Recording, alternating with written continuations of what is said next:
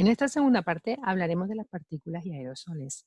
El nombre de partícula o material particulado engloba un conjunto de sustancias en estado líquido y sólido que se hallan presentes en el aire.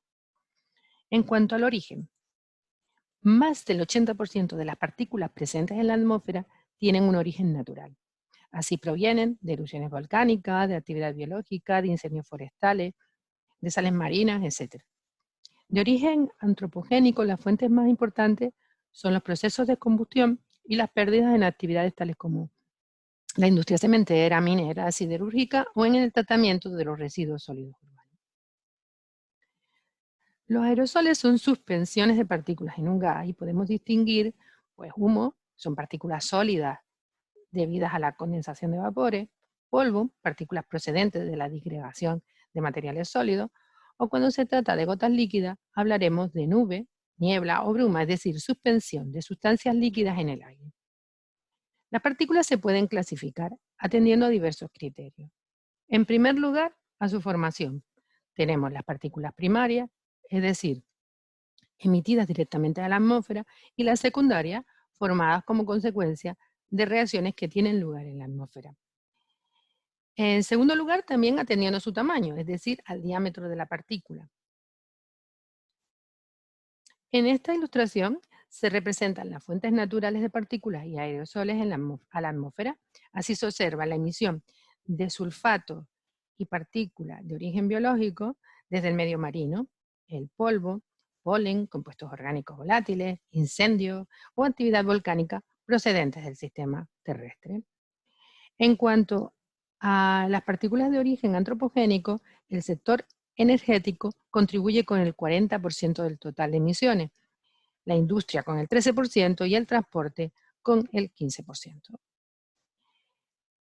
El criterio más importante para la clasificación de las partículas atiende a su tamaño. En esta imagen se observa la dimensión de las partículas de 2,5 y 10 micras con respecto a un cabello para hacernos idea de su minúsculo tamaño. Las partículas líquidas son por lo general esféricas, pero entre los sólidos podemos encontrar multitud de formas, tales como de esfera, elipse, cubo, formas irregulares, de geometría fractal, etc. Pero para hablar del tamaño se consideran esféricas y se mide el llamado radio de Stokes, es decir, el de una esfera que tenga la misma velocidad de caída e igual densidad que la partícula. Como se ve en la primera fila de esta tabla, el tamaño oscila entre límites muy amplios.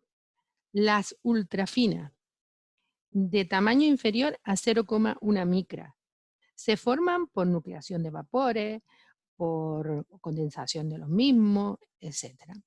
Las finas tienen un diámetro de 2,5 micras o menor. Se forman por crecimiento de partículas nucleadas y por condensación de gases o reacciones sobre las partículas. Las gruesas, de diámetro menor o igual a 10 micras, son originadas en procesos mecánicos, como la erosión, la evaporación de aerosoles marinos, etc. En cuanto a la composición química de las partículas, pueden ser muy variadas. Puede haber metales, especies inorgánicas y orgánicas, etc. Aquí, por ejemplo, vemos metales, hierro, aluminio, calcio, o sulfatos, nitratos, amonio, etc. Pero dependerá de la fuente, es decir, no es lo mismo que provengan de una región costera o una región montañosa y de los tipos de actividades antropogénicas que se den. Así en el sureste de España predominan los sulfatos y nitratos y en Beijing, China, el carbón orgánico y el carbón elemental, por ejemplo.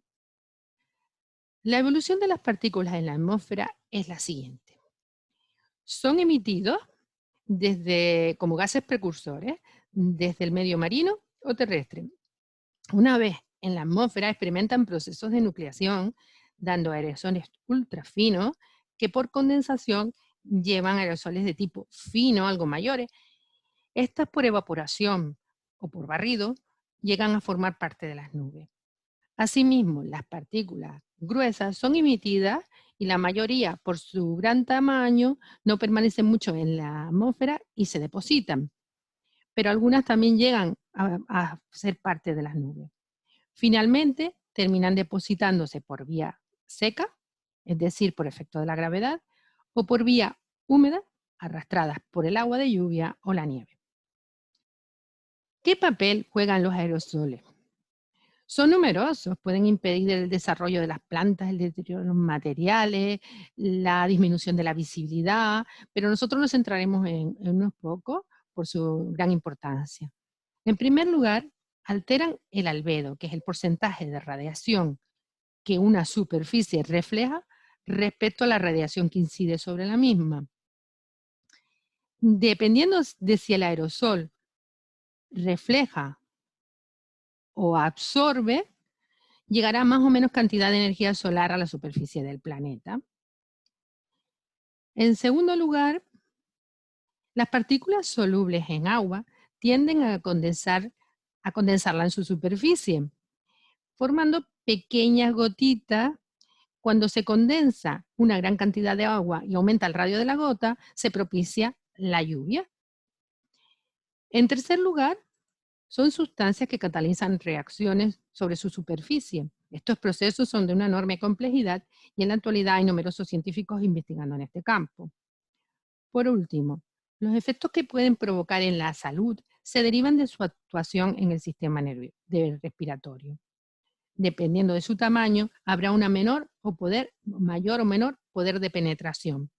Así, las partículas grandes no alcanzan los pulmones.